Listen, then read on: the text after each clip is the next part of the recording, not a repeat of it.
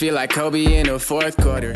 This is the Dane Moore NBA podcast. We're brought to you by Prize Picks. Coming at you Monday morning. It's January 6th. And there was another Minnesota sporting event this weekend. The Wolves also lost in Detroit 105-119, despite Anthony Edwards going for 53. So, yeah, that means it was 53 points for Ant, 52 points for the rest of the team.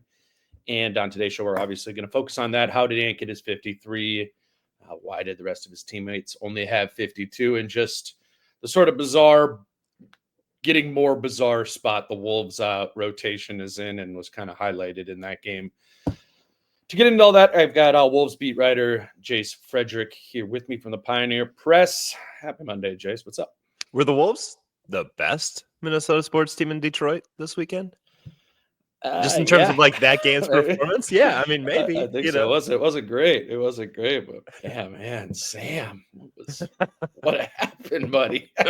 just sailing them. It's like, yeah, I was going to kill Alexander Walker comp there somehow, but that was, well, we can make a cat comp. Like, remember when he would just consistently, like, once a game, chuck one into like the third row, but he wouldn't do it like 8 times a game. No, every time you're within the 5-yard line. Yeah. No, we are not going to talk about Vikings Lions. We are going to talk about Wolves Pistons. And Ant scored 53 and only had 2 assists. I even kind of feels weird saying this is now like a day and a half ago that this game happened.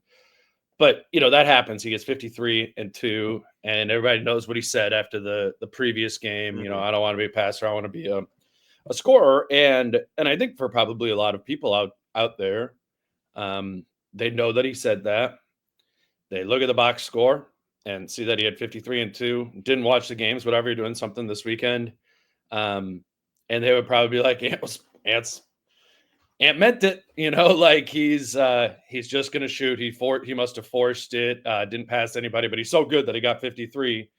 I know, you and I were talking a little bit yesterday, and that, well, I get that would be the perception. That's not what it looked like if you watched the game. And so for our conversation, I want to talk about how encouraged you were by actually the playmaking around his 53 points, you know, even though it only led to 2 assists. Yeah, like, I mean, as much as anything, like, if you have any faults with Ant in that game, it would be defensively. Like, I do not think he played well on that end whatsoever. But offensively, which is where it's just been like, he's just been stuck in neutral for a long time now. That was the best he's looked because it's not even just like the playmaking, it's just being decisive. It's being aggressive. Like he so often times like he sees gap help and whatnot and doesn't attack it, doesn't make the defense commit, doesn't actually get 2 on him. And then when the double does come, like he just kind of freezes so that there's no like quick, easy pass to be made anymore. This game, it was like he just went. And that's as much as anything. Like if he just goes, it really isn't like an antidote. You can maybe force a couple bad decisions out of him, a couple bad shots, but more times than not, like his talent will win out if he just goes. And then ideally from there, you evolve into like going, making you put pressure on the defense and make the right play out of it. And that's when you become truly dominant. It's just, we hadn't seen like that aggression, that quick decision-making at all from him. Like people talk about the 0.5 mentality. He hadn't done like a 1.0 mentality for a long time. And so I think it was just really, it was like, going, putting pressure on the defense and doing it a lot with his shot and pulling the quick trigger on the 3 when it had to be taken. And a lot of times that does have to be taken on this team. And then also though, like when like the doubles came and whatnot, like making a reasonably quick pass out of it so that they generated some decent looks. Like I thought offensively, it was like, okay, there you go. That's a guy who can actually like put pressure on the defense and use his gravity for good. You know, so like I thought it was like, okay, that is an offensive Ant, not a defensive Ant, but an offensive Ant that they can really move forward with and find different ways to have success with this team. I remember, I think we were talking about this last week. It was kind of like the 4 games over that Christmas week. And the first play of every game was scripted to get Ant kind of like peeling off Randle's shoulder to kind of get right downhill and attack the pass. It's that thing where, you know, Ant kind of gets that leaning sort of thing where he looks kind of like, right, like he's going towards the basket, but it almost looks like a sprinter, like running, but he has the ball with him. Yeah. And I say that to mean we've seen so much of straight up, right, Ant this year, right? Just kind of ball holding or assessing or looking. But that week they had a lot of designed first action of the game to get Ant going downhill. And sometimes they would come over and he dropped off to Rudy a couple times for like dunks there.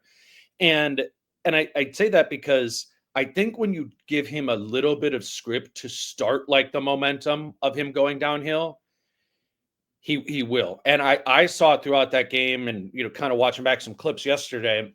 There's a lot more like pin down stuff for him where it's basically just like Ant rise up, come over, and you're kind of making a full curl where you have this option to try and get downhill there. Maybe they'll set another screen and it's the same thing. Keep moving with it, keep moving fast. Maybe you're going to pull for the three there. Maybe you're going to get back downhill the other way. But it was, to your point, it just wasn't stagnant and he went. But I do think part of that was scripting it a little bit more of like, hey, let's start Ant this way, actually off ball, coming up to get it.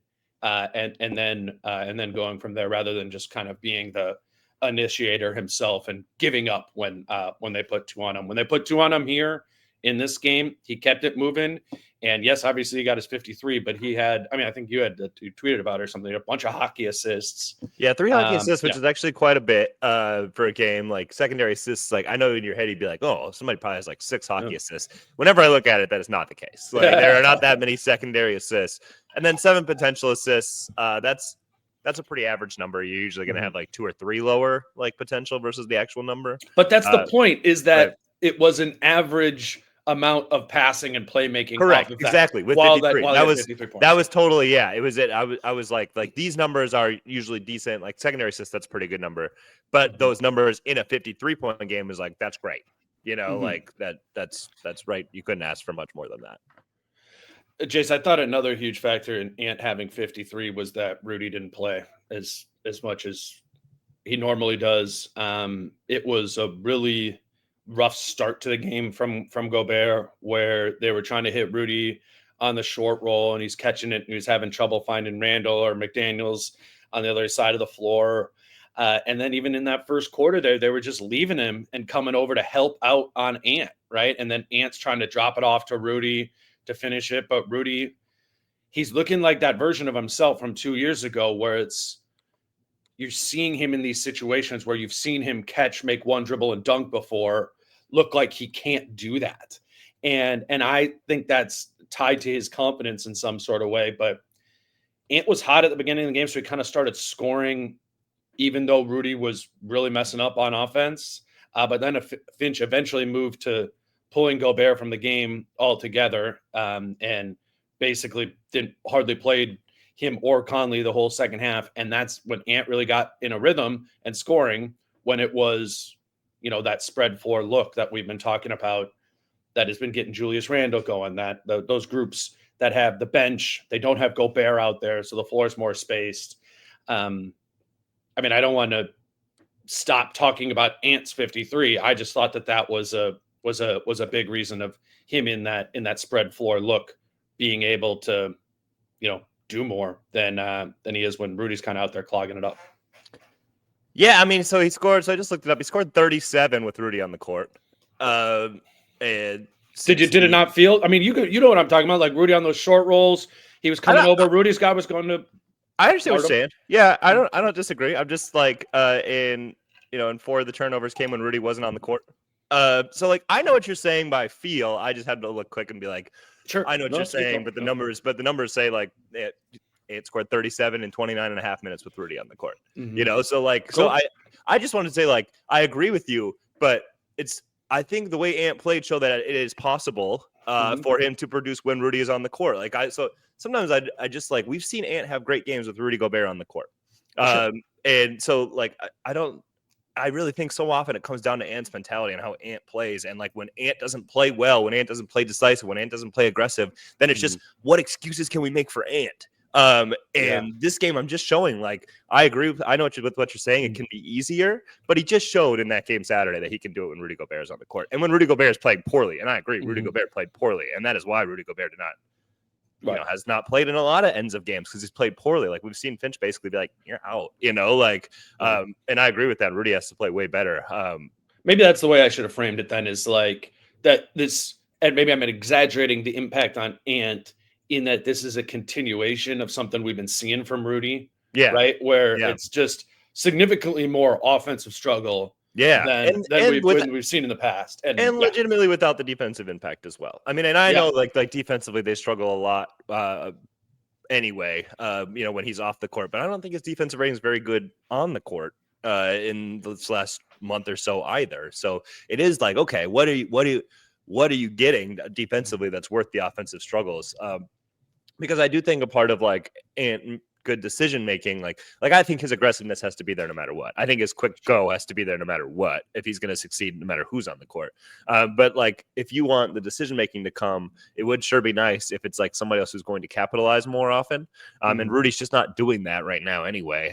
So yeah, I don't know what, like Rudy has to play better. And that's like, we talk about ceiling for this team and we talk about beating teams like Detroit.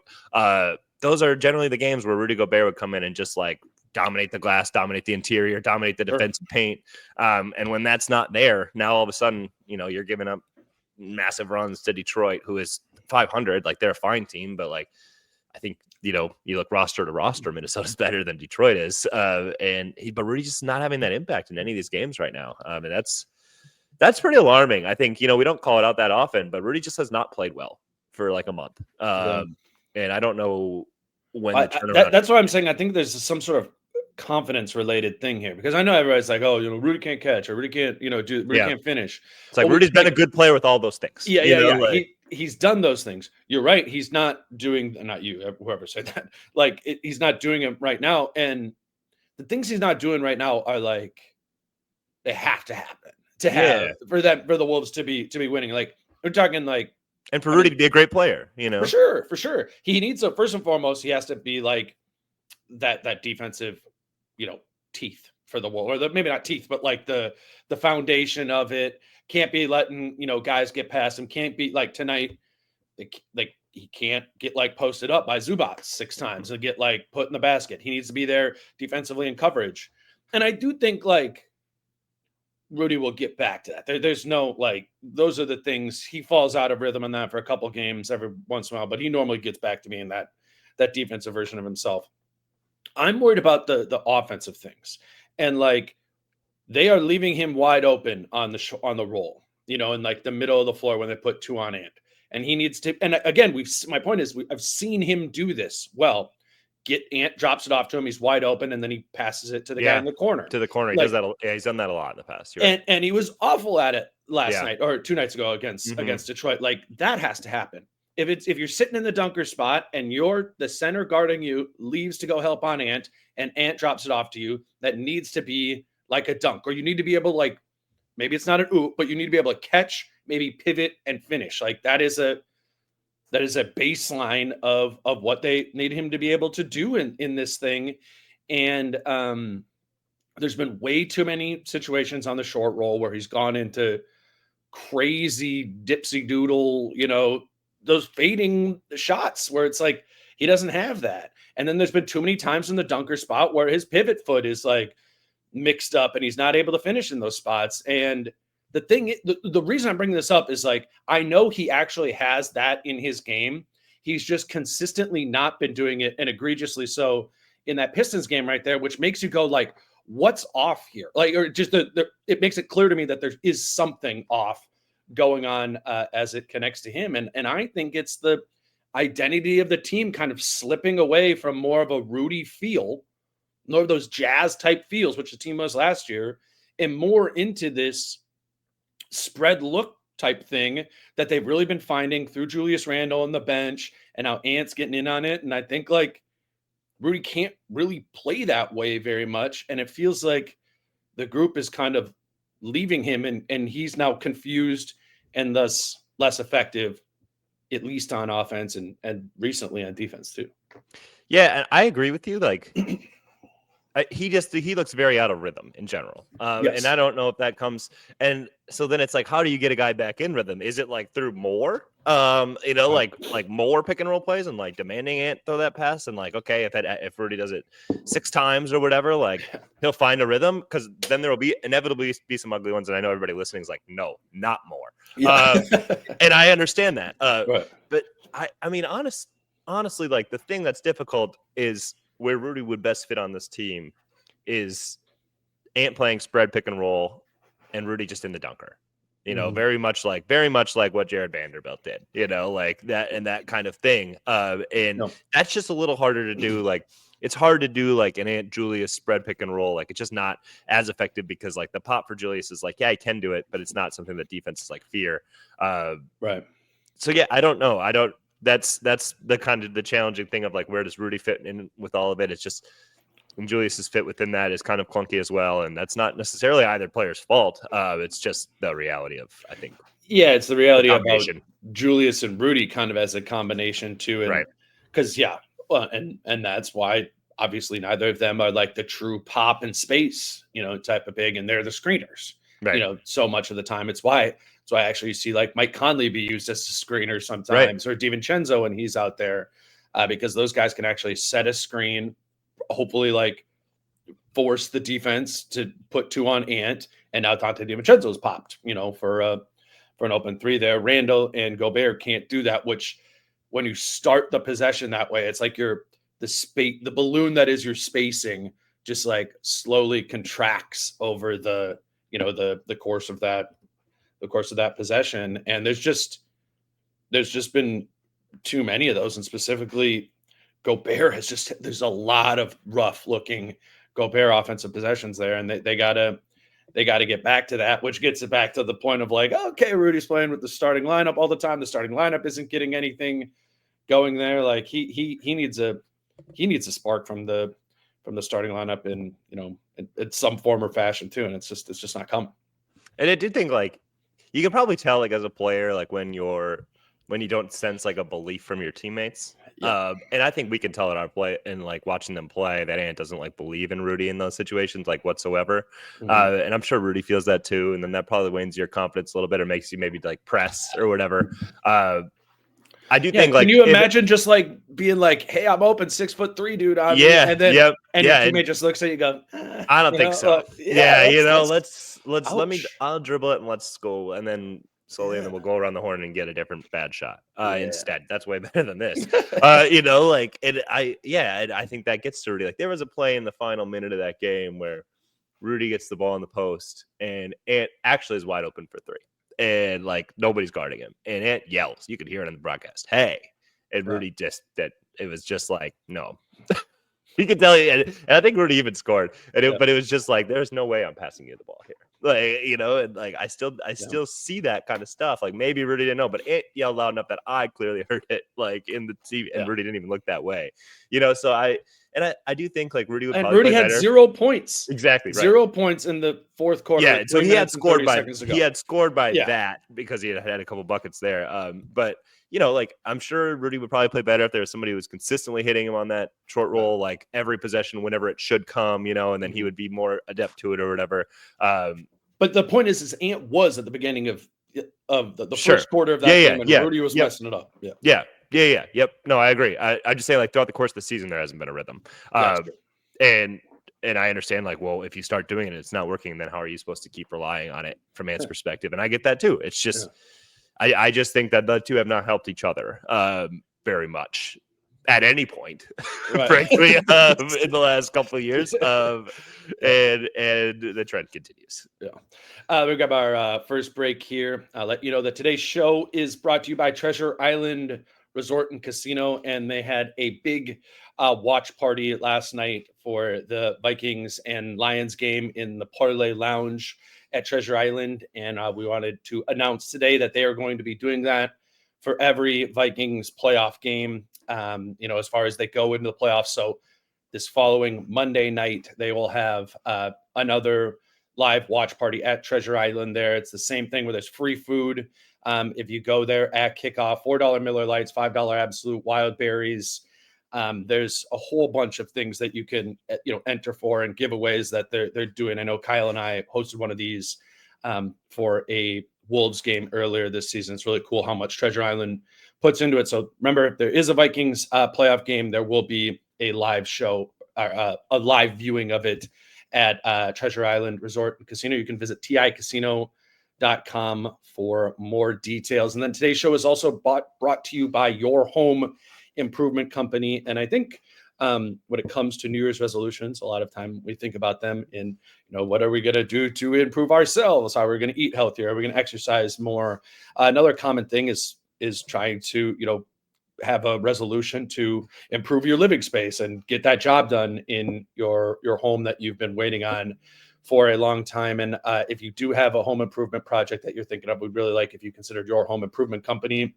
They do have a deal going on right now where if you buy 2 triple pane windows, you get 2 free on there. And then they also have 30% off on bathroom remodels for the month of January. Again, that can be a simple like tub to shower conversion or a full-on bathroom remodel. But it's not just windows and bathtubs. There's a whole bunch of different stuff that you can get done at Your Home Improvement Company. Contact YHIC by calling 866-777-YHIC or by going to yourhomeimprovementco.com, Your Home Improvement Company, where it's your home made better. Jace, I think related to, obviously, to Ant and to Gobert not playing well is the group that did play well and played a ton. It was crazy how long Anthony Edwards and Julius Randle stayed in there in the second half as Conley, Gobert, and McDaniels were benched. It was the Reed, Randle, DiVincenzo, Alexander Walker, Ant lineup. That's what brought them back into this game, kind of helped propel Ant's big scoring night. We've been talking about that group.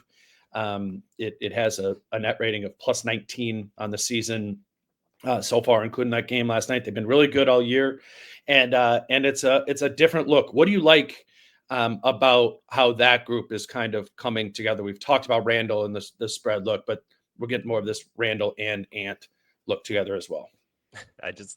When you play Detroit and you said get back in the game, and like what was the closest they got? Like 12. I think they got 10. Yeah. It's like got back in the game.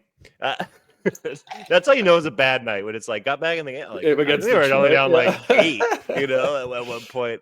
Right.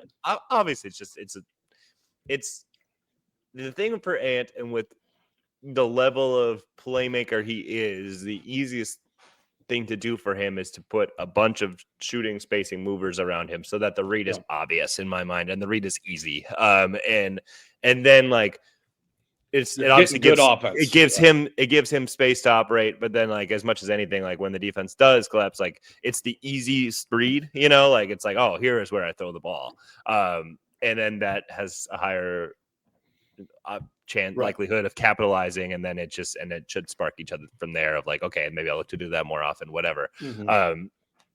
That's the biggest thing, is that those 3 guys move. They also spark transition, which Ant doesn't get out into, like has no interest in doing. So when those guys do it, it's more likely that A, the team will just do it because the other guys are doing it, and B, maybe he'll join along every now and then. But then just like they're always moving, they're always spacing. They can all shoot and score and all these things. Like, so I think like that's probably your best offensive lineup. And you might not get a ton of stops. They did on Saturday. Did not. Yeah, correct. Saturday. Right. And that's probably just going to be the reality of it. It's just, so that's why I like it, but it's just totally like, okay, what is this team's identity? Like, what's its best identity? And I really don't know. Like, there are times where I watch the first unit and I'm like, okay, it's 10-12 midway through the first quarter, and this is horrible to watch. But it's close. And so then I'm like, yeah, but it's close. Or they're winning, whatever. And then there's like the other time in the unit, and it's like, yeah, this is awesome. It's like, well, okay, well, those 4 minutes were, 18-16 or 20-22, and it's like, well, it's the same result. One just looks more fun, which I'm all about. But yeah, like it's. You think about it from a playoff standpoint, and you probably want that 10-12 that the starters. Yeah, I oftentimes wonder, I'm like, is Minnesota like maybe like I'm just winning rock fights? I don't know. Everybody else is gonna hate it. He keeps saying win ugly. He keeps saying you're right. Win ugly. Right. And like maybe they've diagnosed that as like this is our best version of our team. The point though in the aggregate is they aren't equals, right? Like it isn't 10-12 and 18-16, right? No, I agree. The net rating says it. All of that. Yeah, no, I totally agree with you. I just wonder over like a larger sample size, like, hey, if they started, blah, blah, blah. And I think that's possible. But like for the spurts that they are out there, like that that lineup tends to like those three guys like tend to dominate, and they tend to play like a fun brand that kind of like leads to the, hey, when we do get a stop, now it goes in transition, it's the other way, and that's when things start to snowball and the other team starts to play poorly and kind of get down on themselves, and like you're playing with fun, energy, and just better basketball is bound to come out of it anyway. And like I think Ant hasn't got to play a ton with those three because I think the thought is like he should make the other lineups work, and then when he's out, those three kind of carry the load. But now, like, especially when he's like in a funk, it probably does help to get him some time with the three guys who make basketball look fun. I also don't think it has to be terrible defense from that group. Well, it never has to be. I mean, they're all athletes, you know. I mean, it is, which is, I think, what we were talking about before of like, or you said right off the top, you're like, Ant had an awesome offensive game. The playmaking in it was underrated. He did not play defense well, you know, and you get that. He's going for 53 on the other side of the floor, but he's not going to give you that defensive spark that he sometimes gives you, right? In other groupings. And then they just like, so then if you're getting that version of Ant defensively, well, then it just becomes on like one of Dante or Nikhil or Nas to really like spark you with like flashy blocks, or like Nikhil flying all over the place to, to pester the on ball guy, or Dante jumping passing lanes. And like those guys can do that. But that's like a hard thing to rely on, like possession after possession. So that's where it's like, is that sustainable if they play a ton of minutes, and against like other great teams, I don't know if that's a sustainable way to get stops. And like the only way it would be, and if I was Finch, what I'd like be talking to Ant and Randle about is like, okay, like Rudy's out here. You need to be locked in defensively on this side here. I know you guys are, you're running and you're scoring, and it's, I would imagine it's a lot more tiring for Ant to play with that group than when he's playing with the starters who slow it down. But I think it just, until Ant and Randle play really good defense in that lineup, it just feels like, to me, like one of those lineups that, I don't know, it's just like a middle of the game. The bench is mixed with the starters. It's not like it shouldn't be the lineup that is your identity, I guess. And right now that feels like it, where it's score, defense optional. Well, it's definitely what they want. Like, it's what people want the identity to be, because it's more fun, and I understand that. Like it is like those minutes of basketball are far more enjoyable, where you wake up, you're like, oh my God, those three guys are in. I'll go, okay, like let's watch. Sure. Fine. And defensively, like Ant and Julius are very similar, especially this year, in that like Julius has definitely tried hard when he's guarding somebody this year. Like he has tried hard in most games to defend the person in front of him. Isolation. It's just, and then they both though are like, oh, thank God my guy doesn't have the ball right now. Like, let's just chill for a little bit.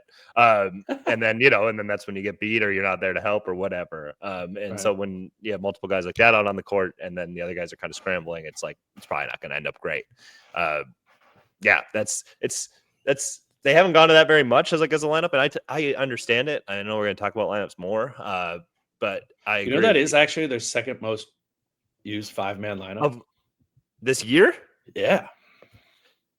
Wow, that actually stuns me. I know. It's been making it come. I don't know if I have. What is the minute number? Yeah. Okay. Well, so it's on. I'm doing this on Cleaning the Glass, so they do possessions. Oh, so the starting lineup has played 829 possessions.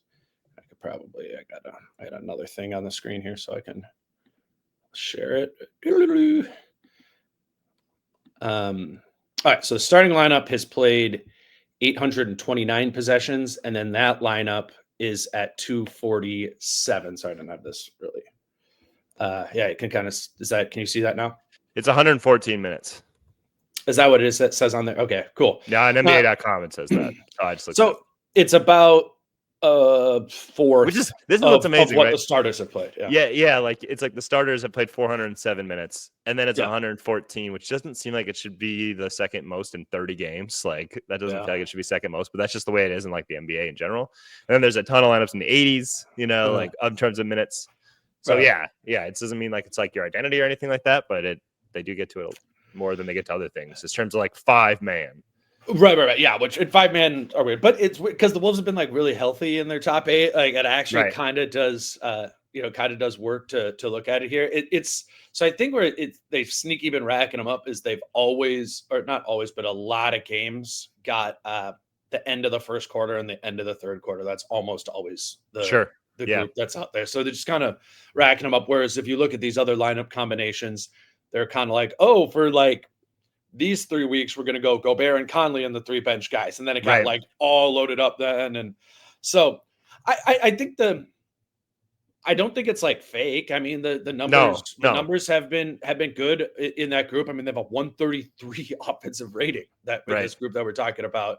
But the problem is, it's not only a plus 19 net rating, but that tells you that that's 114 on their side, which is like fine, but you are playing against second units a lot of times there, and it's just the end of first, end of third is almost certainly going to be end of third is always against bench units, because we see a lot of teams, most teams go back to like a star player at the beginning of the fourth quarter. Like a lot of teams do that now. Exactly.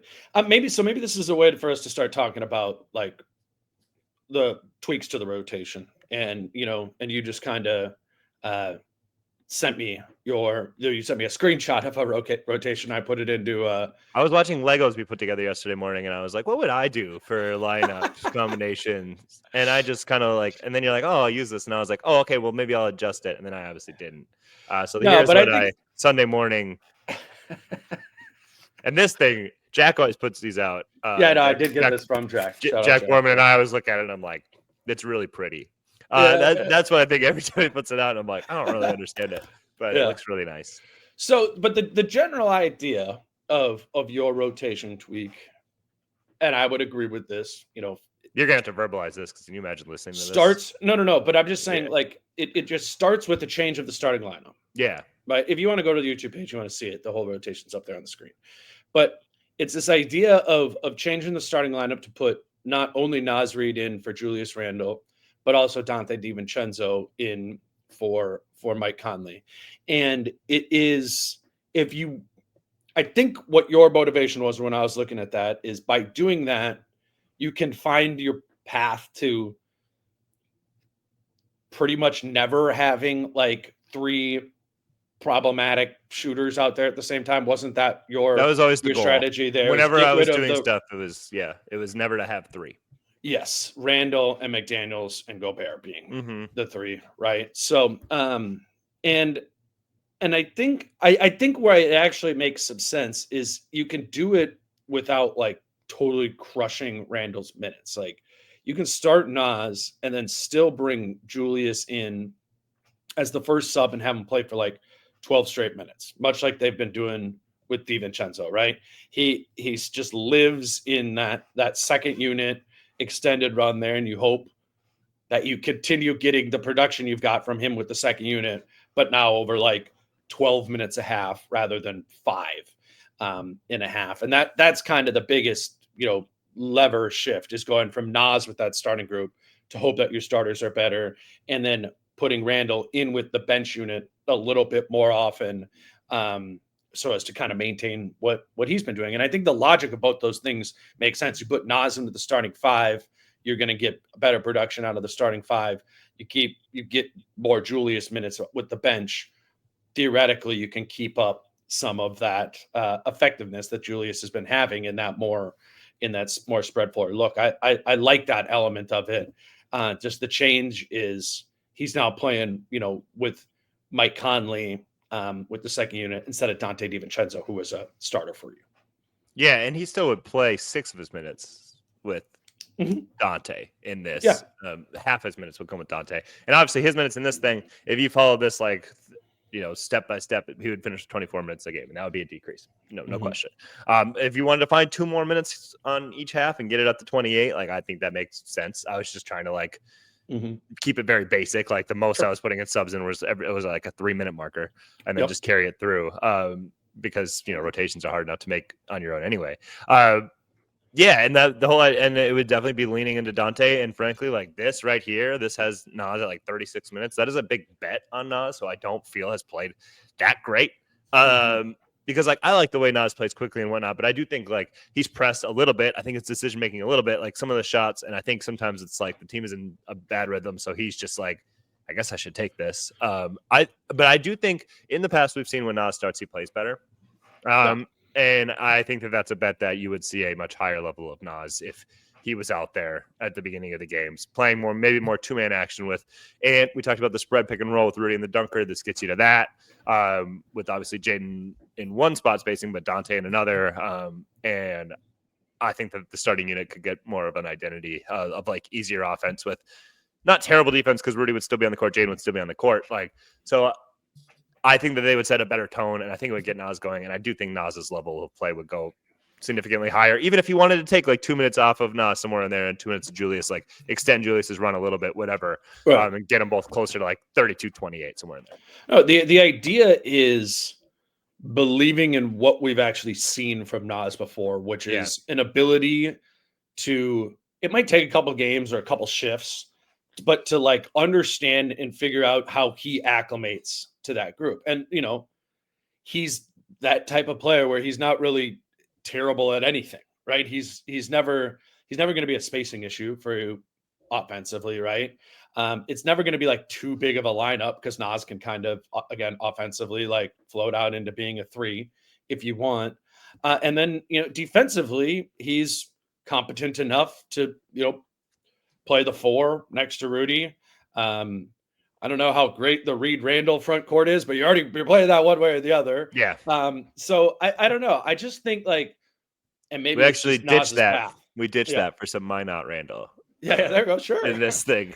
Yeah. I mean, it's just, I believe in Nas's ability to acclimate to that starting group more than I believe in Randle's ability to do it, which doesn't even necessarily mean he's a better player. Yeah. He's just better at doing that.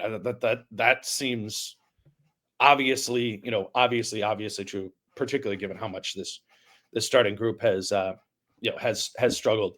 And we saw last year, I mean, like, you take out this, obviously, as Dante starting instead of Mike. It allows Mike to play 9 straight minutes.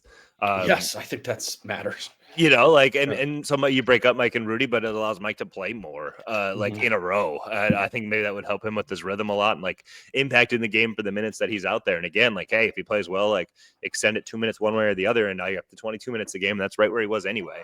And that's kind of where they've had him. But we've seen Nas, Rudy, Jaden, Ant have success as part of a starting lineup. Yep. So I think like that, going back to what you've seen work before, to me makes the most sense. Yeah, and it's with and then Dante's that you've seen those 3 work together before, and then you're adding Dante, who we've come to know to be someone who pretty well fits in with any grouping. It'd be a stretch to be like, actually those 3 aren't going to work because it's DiVincenzo out there. That part would make sense. I do think that the Mike Conley part of all of this is like really interesting to me. And, I think you and I are generally, like Mike Conley believers and willing to, to give more leash to that than I think some other people are.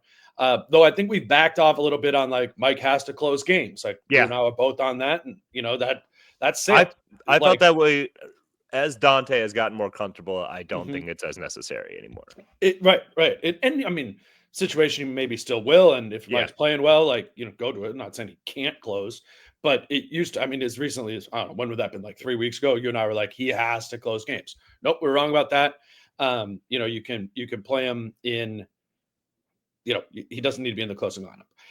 I think we are both still in the camp that is shrinking in size of Mike Conley is not washed. Yeah. Yes. Yeah.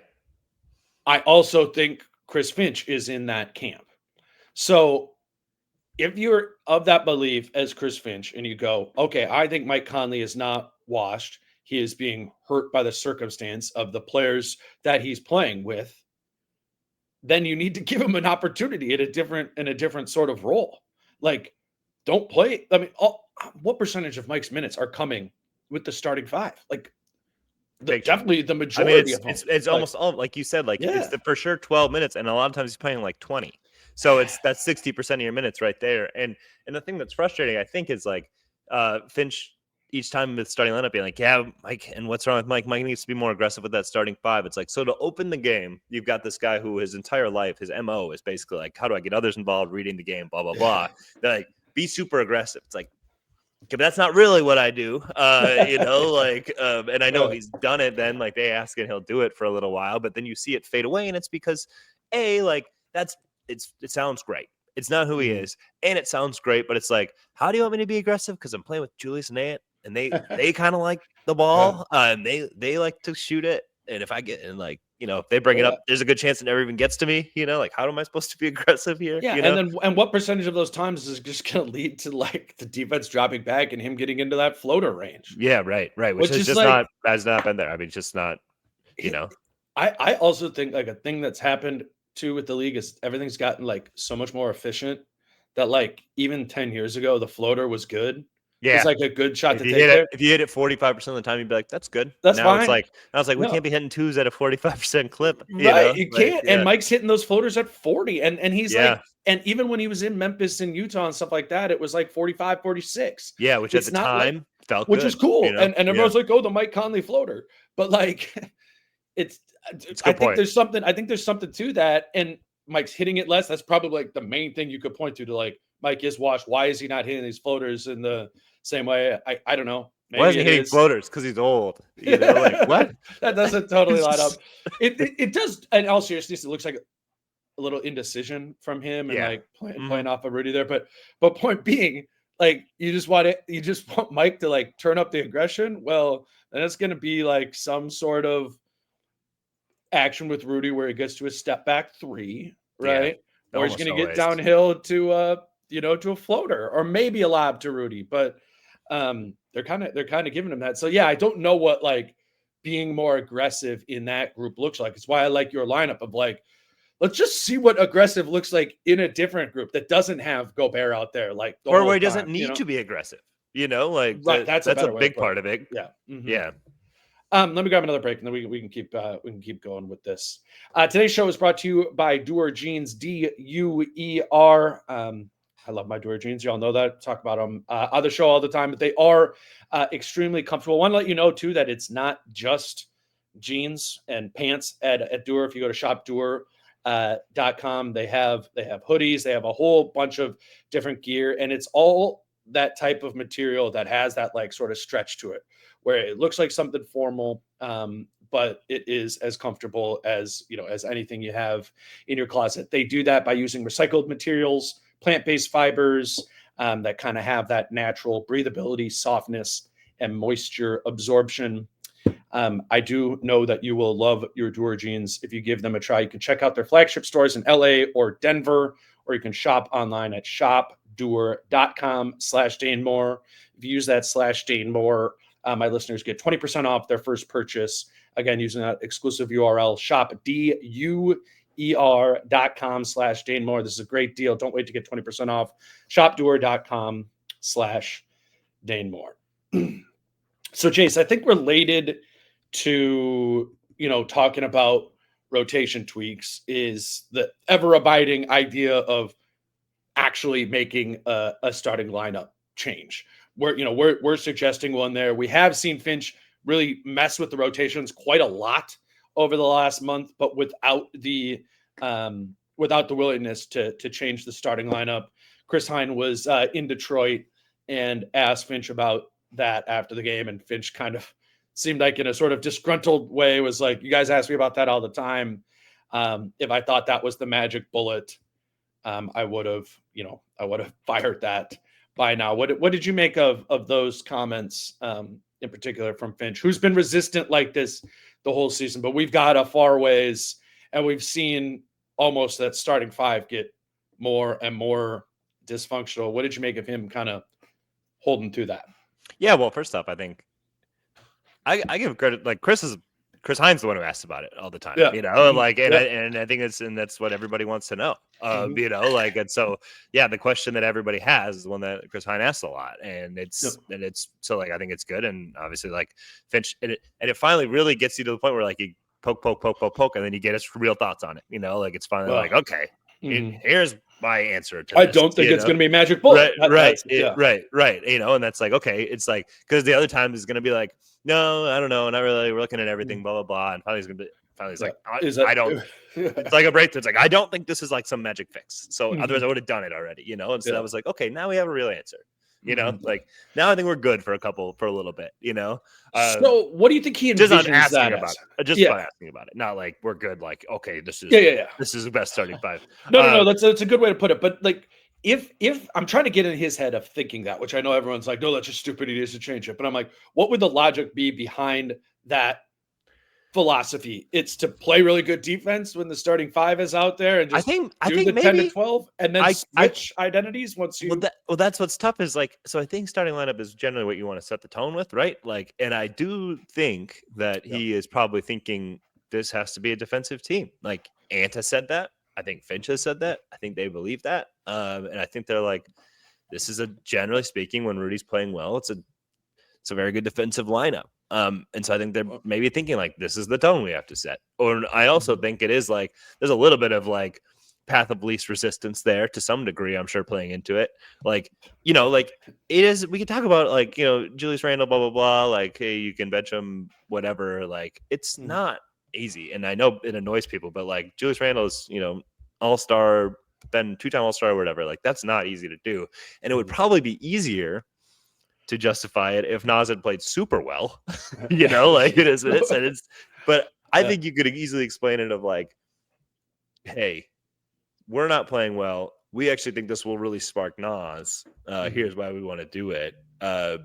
You know, but like you talk about like Merritt, you'd be like, well, Nas hasn't like demanded that he begin a starting role with his play. So I think it's tough there, but I very much do think that they're like, I think if you're like, hey, truth serum, what's the best version of this team? They'd probably be like, I don't know, 98-88. You know, like we win the game like that, you know, and frankly, like when was the best stretch of basketball we've seen this year? Like 98-88, you know, like that's the truth. So, like I said, it's not my thought of like what I think they should be able to find a better balance in between of like, you know, like what we've always thought of at least like top 12 offense and top 6 defense. I think that's the path, but I don't, I think if that's even true, but and it might be, but probably is. But I think by like continuing, you know, to go to that over and over again, if you're on the fence of it being like similarly equal to another option of a change, it's interesting to not choose the change in that the change would give other guys opportunities. I agree. You know what I'm saying? Like you can make some kind of wholesale changes with your starting lineup, rotation, and all this stuff that if it was really important to you to be like, yeah, Josh Minot plays 15 minutes a night, like you could, you know, find a way to get to that and disrupt some other things or play Rob Dillingham or, you know. Well, Rob's hurt. Yeah. Rob's hurt right now, but like, you know. We haven't talked about it. It is like, I think it's a little concerning that Rob has had 2 ankle sprains this year, you know, like, and not even playing a lot of basketball. I think that's a little concerning. And I know that's not why, it's not why he's playing. I'm just saying like just a side tangent, something I've thought of now of like 2 ankle sprains. Like, yeah, but you know what that's like with ankle sprains, right? You do it once and well, I know. And then you get back out there, it's the same one and you retweak it. But yeah, I agree. But then that's like, okay, say they had come around to that. Like, that's something in the back of my mind of like, okay, would that be a thing all year? Like if he is starting to play, we'll never know until he does it, but it's happening in like these scrimmages. But go ahead. Yeah, no, we should ask more about Dillingham tonight. But I guess my point is you could just kind of get to different rotations and you could try some different things. But I also kind of get it from Finch's perspective too, where he's like, isn't the rest of, and I think this is right, isn't the rest of the rotation kind of working really well right now? Other than the starters, like what they found with the bench 3, what they found with Randle there, like, and he said that in some of his answer to Chris the other night was like, you know, if I make a change here, that there's a ripple effect of that through you would be breaking up that big 3 coming off the bench and them all playing together like that. There would be some ripple effects there. And I think, again, if I'm trying to get myself in his brain and understand what his logic is, I think that's where that comes from. Yeah. And I totally understand that. It's like, well, we found something that works. We don't have a lot of things that work. We're really going to break up what works. But he talked about like how, you know, like that 5-man of Conley, Gobert, you know, lineup for basketball lovers, Alexander Walker, DiVincenzo Reed, like they were protecting that for a while. And they're like, well, let's break that up. So why would you protect the bench unit now? Sure. like No. because that lineup also posted good things like anything Nas, Dante, and Nikhil touch turns to gold right now. So like it feels like you can be pretty flexible with that. Maybe that they don't want to break up those three. Maybe. Which would maybe happen if we use the we use rotation mine, pick. definitely does. Yeah. But I think that Nikhil plays really well with Mike Conley, so I wouldn't worry too much about that. Mhm. But yeah, I mean, like I do. So maybe it is overprotection of protecting the bench three together and believing that if you just have them out there, even if it's one of them or two of them, they still give you that like prorated jolt that the three of them did together, right? I agree with that. I have long thought that it doesn't really matter who starts games, but I do think that when when it's such a lifeless brand of basketball for the first 6 minutes every night, that affects everybody.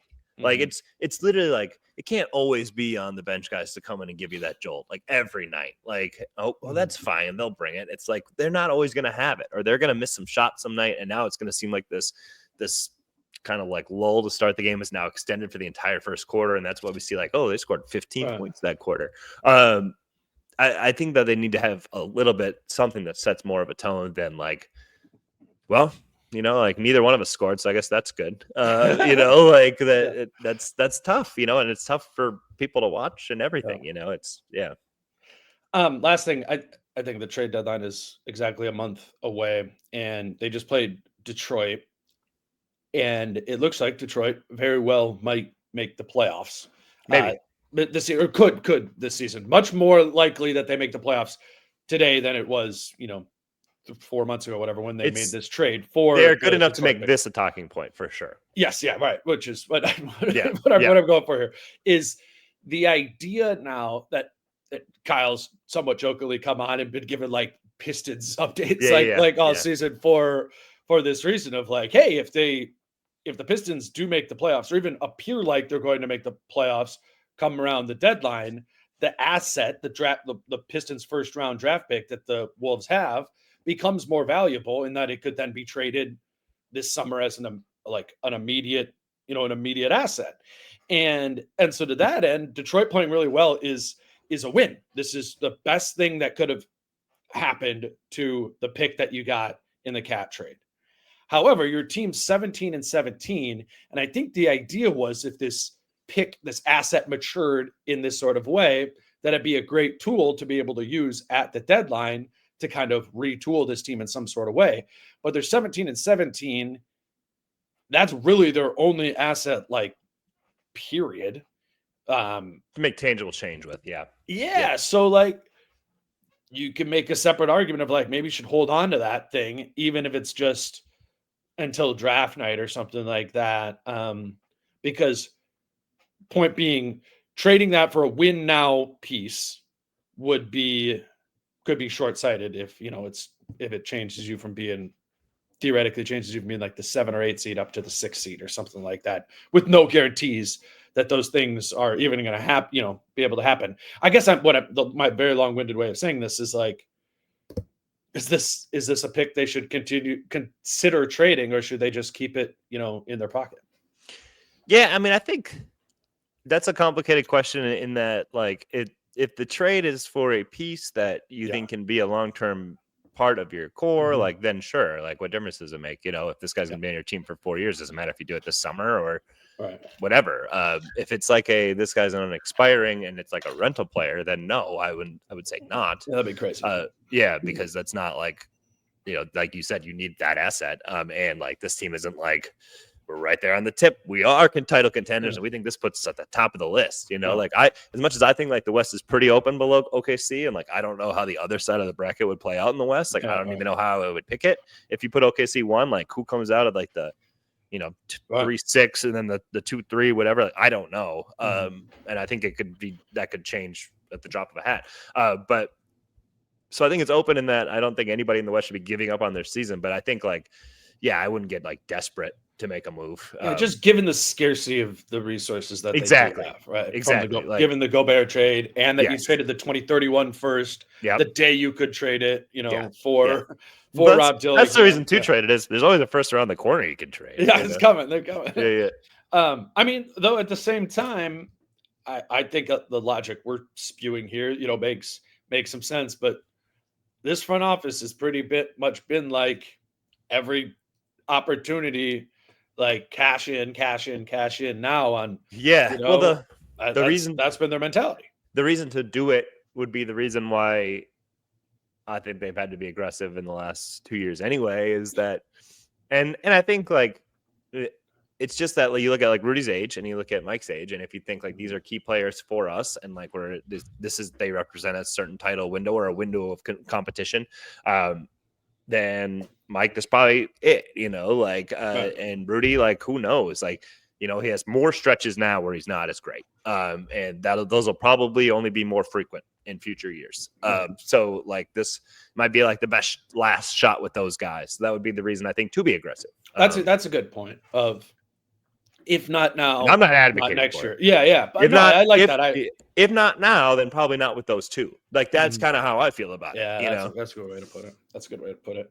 Obviously, we'll be back talking more about the trade deadline plenty in the next, I don't know, I guess month until the trade deadline. Tonight, Jace, it's Wolves and Clippers. We're brought to you by Prize Picks, and like to give you some Prize Picks that we like when it is a Wolves game day. I was looking it up, man. Gobert, they really relied on Gobert in the first two games against the Clippers. He led the team in minutes both games. I feel like they believe Rudy needs to be on the floor a lot to defend Harden in pick and roll and match up with Zubats. Gobert's kind of totals are a little bit lower because he hasn't been playing that well. But I do like Rudy Gobert to have more than 21.5 points plus rebounds plus assists.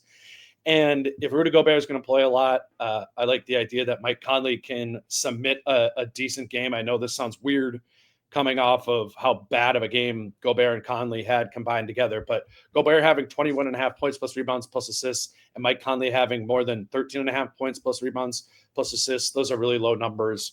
I like those two for Prize Picks today. Did you have any? I know we don't have football anymore. Any that you like?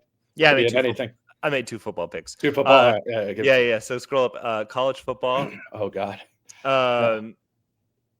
Receiving. Okay, receiving yards. Yep. Bryce Lance over. Okay. In the FCS championship game tonight, North Dakota State versus Montana State. Let's go. And then pass yards. I picked the Montana State guy to go over that really low number. Because right here, Tommy Mellett. Yeah, that's definitely how you pronounce that. Yep. Below. Yep. We have these stat monitors in front of us and they're for stats, but you can change the channel. And I'm definitely gonna put this FCS championship game on my little stat monitor that those do tonight. Yeah, the Bison. That's great. This is a good example of like, we're obligated this time of year to pretend like we care about the Bison. That's true. That is true. We'll have it on the screen there. And for your Prize Picks lineup, you can mix anything right there. You got NBA. They'll probably they already have some of the NFL ones up for next week, and I haven't looked at those yet. But point being, you can put together a lineup of sort of everything. So you can have Tommy Mello.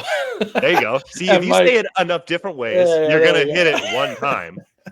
And be like, I just mispronounced it the other time. Yeah. On the same slate. I like Mello better than Mellet. I'm gonna be honest. Yeah. Ryan Mallet. Yeah. No. Ryan. That's true. Yeah. Okay. Yeah. Oh. I mean, the OT makes you think it's Mello. Yeah, like Merlot. I think you're probably right there. Yeah. Anyways, that's Prize Picks. There is daily stuff you can be doing, even if you've just kind of been doing it for the NFL on Sundays all season. A lot of college football stuff and NBA every night. So prizepicks.com, Prize Picks app. Use the promo code Dane if you are a first-time depositor, and when you make your first lineup for $5, they will credit your account with $50. Appreciate Prize Picks. Try that out. I think that's all we got, Jace. We're up here at about an hour. I will see you in a few hours at Target Center this evening. For listeners, a little bit of a rotation change in the in the podcast. Chris is going to be on the road, so we're moving him back later in the week. Britt and I are going to go tomorrow after tonight's Clippers game. Chris will be in New Orleans for Tuesday night's game against the Pelicans, and then Chris and I, once he gets to Orlando on Wednesday, we'll do a Wednesday kind of evening episode from there. And then, Kyle on Friday. So a little bit of a change of the order of Britt versus Chris, but we'll keep going all week. Jace, thank you for doing it. Always enjoy it, man. You guys can follow Jace on Twitter at Jace Frederick. You can read him at the Pioneer Press. He wrote, I really like what he wrote off of Ant's comments from the last home game. You can check that out at the Pioneer Press. It's also on his Twitter page. Let's talk about that a little bit more, but it's kind of about what Jason and I were talking about here, or I guess Kyle and I last week. But I thought Jace wrote the best thing on Ant's comments. So you check that out at the Pioneer Press. Until Tuesday morning with Britt. He's Jace. I'm Dane. Peace out. How I'm feeling, man, I hope it never stop, yeah. Green and hot so you can find me in the crowd, yeah. Don't let standards ever bring you down, yeah.